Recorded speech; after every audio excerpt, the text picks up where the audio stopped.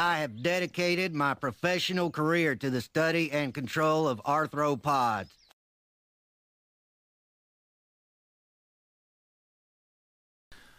Okay, this is part 4 of my response to Empty Without Jesus's video series, more of Darwin's theory exposed.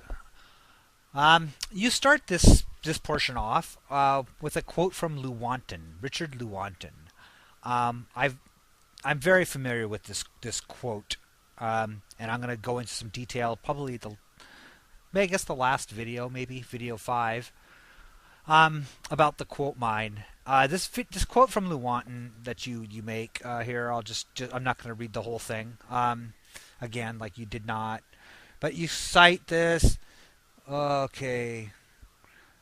Moreover, that materialism is absolute, for we cannot allow a divine foot in the door. Okay, and you use that. You go on to explain about Lewontin, the closed-mindedness of scientists, of atheists who won't even consider the fact that there's a deity, and so and that essentially. Okay, now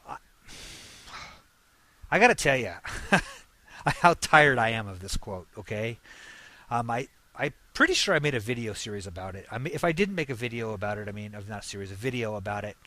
I at least responded to several comments about it. Anyway, I'll have to look back through and see. But this quote, the funny thing is, I love when people make this quote. Actually, it was not a video response. It was a text comment I'd made, where somebody threw that at me, and I challenged them to tell me where that quote was from, and they couldn't do it, of course. In fact, when they finally did, they gave me a creationist website that was the origin of that quote. The reality is, that quote comes from a book review by Richard Lewontin of Carl Sagan's book, The Demon-Haunted World. Okay? Now, Richard Lewontin contrasted his... He went through Carl Sagan. He was not in complete agreement with Sagan's premise in that book. Not the idea of evolution, or not the idea of the existence of God. None of that. He disagreed with Sagan's approach to those issues. They're in agreement on the big issues. They're complete agreement. He disagreed with Sagan's details. And that quote that you mentioned, that creationists love to spout as if it's somehow this dirty little secret we don't want anybody to know about, is actually not about origins. It's not about creation. It's not about where life or universe and everything came from. Okay, that quote is actually about why laypersons, non-scientists, have a hard time understanding science, have a hard time understanding maybe believing in science, because it seems like supernatural. Okay, meaning that if a scientist is discussing, is the example that Lewontin uses, witnessing the birth of a star 100 million years ago through the Hubble telescope, okay, to the average human being on Earth, those numbers mean nothing. That might as well be saying, God showed me a star forming. In terms of the meaning, to the average person, 100 million years ago and 100 million light years away are such vast, incomprehensible things that they have no meaning in everyday life.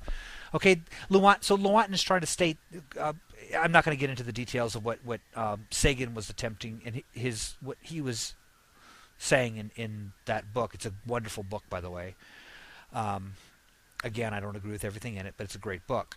But the point is, Lewontin, you take this quote out of context. Lewontin is talking about the layperson's perception of science. We can't allow God, so therefore it's somehow wrong. He's presenting that point. Okay, and I'm going to put a link up so you can read the whole thing yourself. I'd recommend, though, it really doesn't make a lot of sense unless you read the Sagan's book itself as well. Read Sagan's book, read Lewontin's review of the book, and I think you'll find yourself a lot better educated than you are, and maybe you'll be just as pissed off as I am when you see somebody taking that quote and using it in the way that you just used it. Anyway, okay, I'll stop this. Okay. Now, Darwin. You talk about Darwin. Again, you talk about origin of species. And you talk about, okay, first of all, you do state that you're starting to like Darwin. Well, go with that, okay? Darwin was one of the most incredible human beings, if not the most incredible human being that I believe has ever lived, for lots of different reasons. But that aside, read Origin of Species. Because of the fact that you clearly are getting your information from a creationist source that is lying to you about what Darwin said, about what Darwin meant, okay? I got to get through this before I run out of time because I'm not going to take this past part 5. Okay, you said Darwin recognized 4 objections to his theory. Okay, I'm assuming you're referring to chapter 6 of Origin of Species. Okay, chapter 6, I marked it here. Although in reality, as several other chapters mention objections to. Chapter 6 is called Difficulties with the Theory. And just for fun, I counted them. And he gives 11 objections in that chapter. He goes through 11 objections that somebody could raise to his theory. Now, you're probably not familiar with Darwin's writings, obviously. And you're not familiar with 19th century scientific writing in general, how it was presented. I collect old science books. I love to read. I love it. But one of the things that Darwin does, and one of the things that your creationist leadership is lying to you about and is exploiting, is this taking these things out of context and presenting it in such a way as to make the author say something they're not saying. That's called the quote mine. Okay.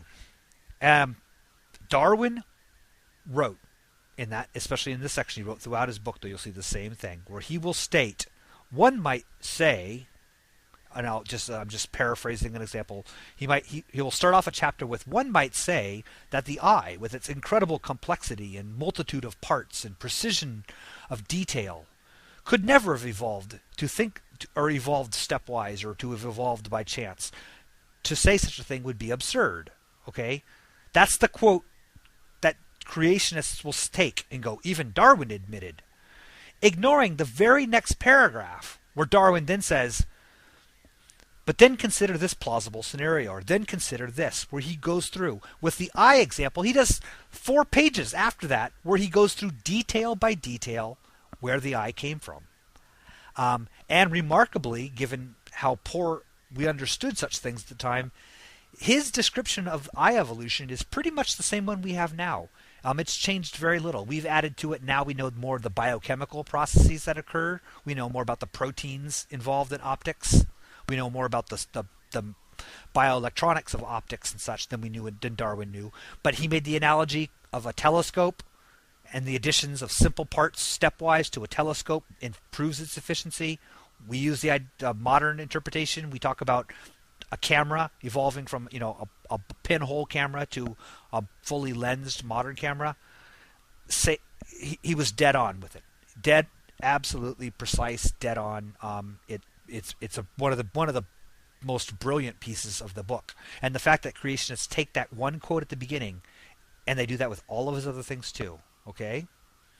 Lack of transitional forms. The section you're talking about is where he talks about the rarity of transitional forms, because he mentions there are few indisputable transitional forms.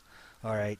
And the funny thing is the last two you mentioned, instinct and crossbreeding, weren't mentioned in that section at all. They are mentioned. He discusses it, but they're not discussed as objections. Again, if you'd have read the book yourself, you would know that that's simply not true. The development of instinct in animals, Darwin's got a whole book dedicated to how that evolved. It's emotions in animals and man. I might have the title wrong on that. It's another one of his great books. The sterility of crossbreeding of species. That's not an objection to natural selection in the slightest bit. It's an objection to, I guess you're talking about one of Ray Comfort's straw men again. One of the things that he'd said about animal evolution, that's false, as if something gives birth to another species that can't breed with anything. That's not the way it works. But Darwin never brought that up as a problem with his theory. That's just a made-up lie. He talks about crossbreeding and sterility, though. All right, I'm going to stop now. Go on to part 5.